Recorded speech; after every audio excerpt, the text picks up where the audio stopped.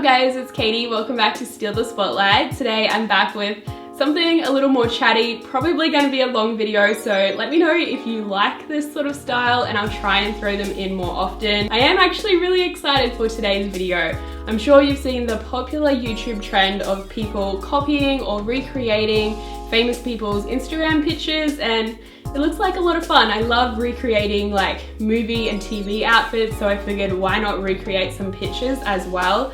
But I decided to take my inspiration from none other than Carrie Bradshaw's Bible, Vogue. I guess just to add an extra layer to this concept, I really wanted to look back at the history of Vogue and see just how much the covers have changed over the years. So to do that, I have picked 7 different covers from 7 different decades to recreate today, and I'm pretty sure we should just get straight into it.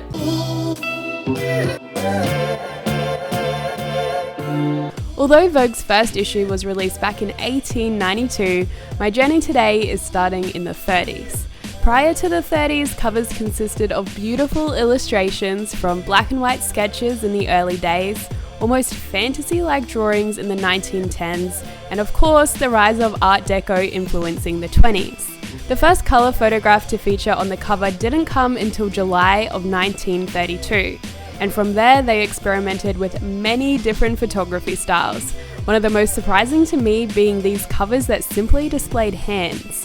However, there are a number of gems to be found in the 30s, one of the most iconic being this issue from November 1939, but my pick for today's recreation comes from a few months earlier in July. So I'm halfway done with my hair, I've got the makeup on, really all it needed was a red lip, so nice and easy. The backdrop is set up. This was actually just an old dress and it's a wraparound, so it had enough fabric to kind of pan out and use it for the backdrop. We are just making it work on a budget. Seriously, I have stolen Tim Gunn's catchphrase for this cover shoot because everything is just a dodgy DIY job, which you will soon see. But I thought for now I would show you guys how I'm gonna pin up the little curls, that really 1930s 40s aesthetic that you always see when you're looking at old hairdo pictures. Okay, I think that actually looks okay. It's a little bit lopsided, but the picture is taken from the side, so it shouldn't look too bad.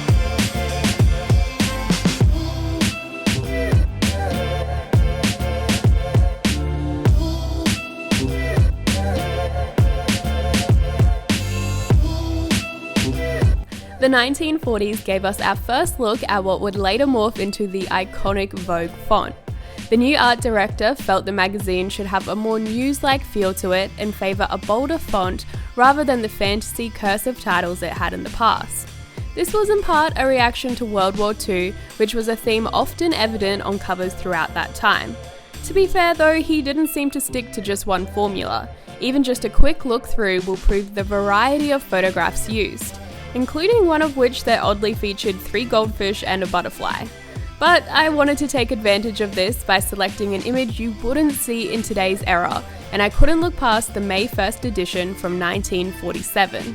I'm really excited to get into this 40s shoot because I think it's going to be the easiest of the bunch. It literally looks like she's just taking a nap, so how hard can it be, you know what I mean? But I don't know, I've probably totally just jinxed myself, so fingers crossed it still goes according to plan. I was able to just do my everyday makeup because hers looks really natural, and also my hair. My hair I have just freshly washed and left it to dry, so I think it should work well for this shoot. All I have to do is a little bit of an updo and then set up the background.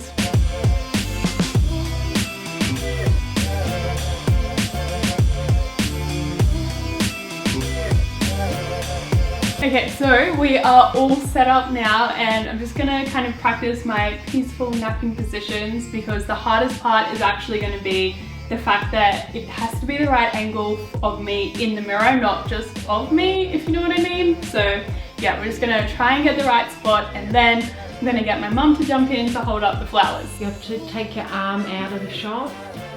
Yep, that's better. Yep, perfect. I think that's perfect. So you just need the flowers in the shot and that should be fine. The 50s continued on without too much change, but the magazine did seem to become more accessible as opposed to the somewhat elite feel it once had. This was in part thanks to the more relaxed nature of some photo shoots, with many models being posed on the street or in more real-life scenarios. A couple even spotlighting a mother and child relationship and, in my opinion even better, an owner and their dog. I thought it was about time we tried shooting one that required us leaving the house, and for some reason I thought it would be a good idea to head down to the beach for the May 1952 swimwear cover. So we've just made our way down to the waterfront to do the 50s shot. It is like a beach shot, but in the cover it's actually kind of overcast, it's not blue skies, so the weather today is perfect for that, especially since we've just caught it in between showers at the moment, so if we don't take too long to film, we should be good. The only downside is it's only 20 degrees. I have to strip down to my swimmers underneath this tracksuit, and it's a Saturday, so it's super busy. Hopefully it's not too embarrassing.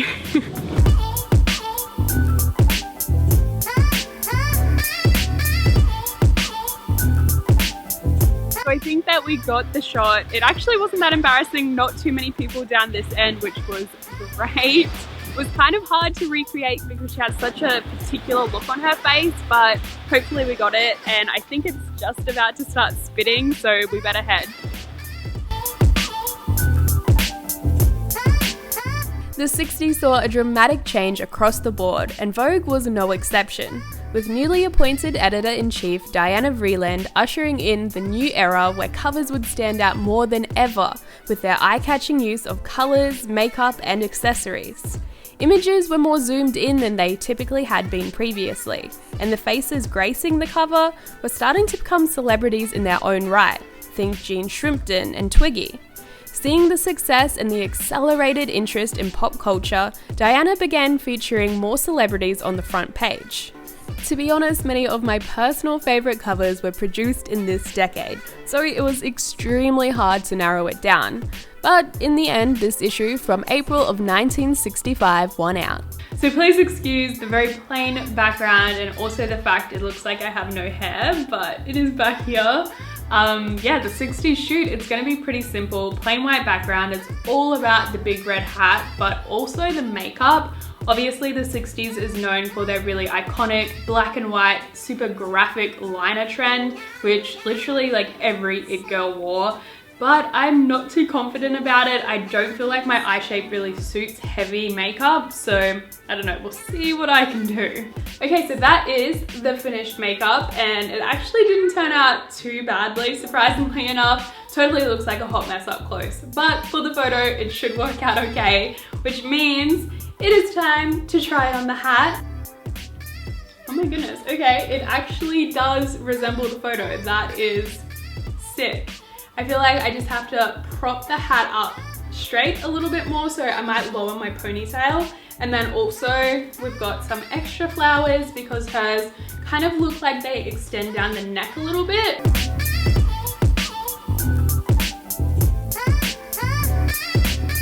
So surprisingly that only took us like 5 minutes tops to shoot, but it was definitely quite a strange shoot for me. I literally have duct tape and blue tacks to stick this flower to me, plus I'm still just in my pajama bottoms since it was only the beauty headshot. But yeah, I guess that's the 60s done.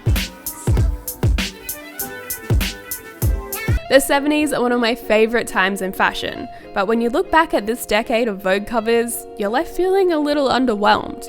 The extreme close-up or beauty shot became their formula of choice, and there was seemingly no stepping outside of this comfort zone. With the feminist movement picking up speed, it seemed Vogue wanted you to feel as though it was no longer about the clothes, it was about the woman. One cover certainly worth mentioning though is the August 1974 edition, which featured Beverly Johnson, who became Vogue America's first African-American cover girl. For the purpose of this video, I was finding it hard to pick a cover that wasn't too boring, but still achievable. I settled on this gorgeous image of Sophia Loren from December 1970. So I'm feeling kind of defeated because this is actually take 2. Like I already mentioned, the 70s covers didn't have a lot to choose from, and the one I originally picked out I was really excited about, but it ended up being a complete epic fail. Honestly, nothing was going right. It took me like over an hour just to do the makeup, and in the end I just had to cut ties with it because it wasn't gonna happen. So currently I'm trying to slap something together so it's not a complete waste of time. I have my little makeshift lighting here just to tint the background slightly. Hair and makeup was pretty simple for this one, and then all I needed was a bit of black faux fur.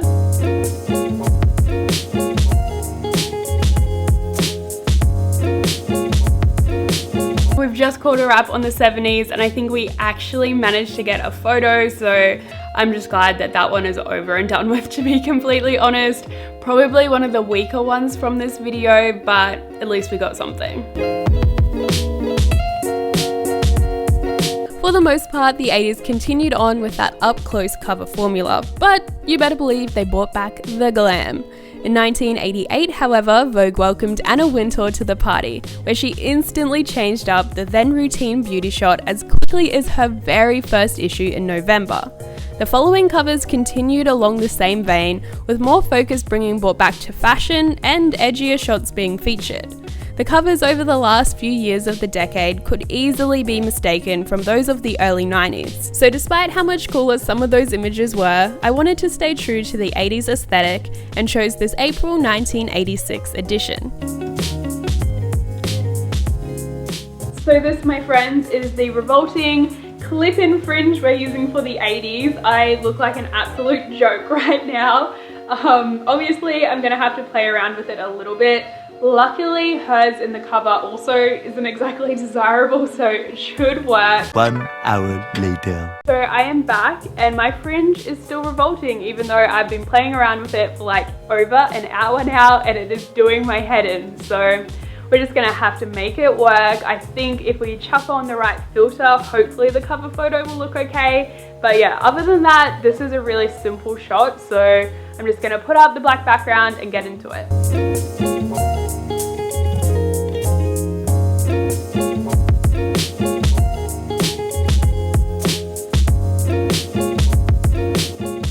Anna Wintour maintains a similar pace into the 90s, with more fashion shots continuing to be favoured over the beauty shot. The rise of the supermodel also continues to take over, with the likes of Cindy Crawford, Naomi Campbell, Claudia Schiffer, and Linda Evangelista gracing multiple covers, only to be set aside from time to time by the infamous celebrity cover, which we are all too familiar with now in the 21st century. Honestly though, there were so many options I could have tried recreating for this decade. This 1996 Kate Moss cover came awfully close, but I couldn't look past this July 1991 cover that totally embodies the 90s supermodel aesthetic. So we've made it to the last location. I'm so excited. I thought this day would never come, to be honest with you. Yeah, we're here about 6 o'clock. The original cover was like golden hour goals. We have a little bit to work with, but I think I might need the help of a filter. My pants don't have pockets, so it's kind of hard to create the same pose as her, but I don't know, hopefully we get something pretty similar. So that's a wrap, but before you go, I would love to hear from you in the comments on which Vogue cover you thought I recreated the best, or just which one was your favorite in general. If you did enjoy today's video, remember to give it a big thumbs up for me, and if you do like this more chatty format, then let me know. Hit me up with any video requests you might want to see in the future. Thanks again for watching, guys. I'll see you next time.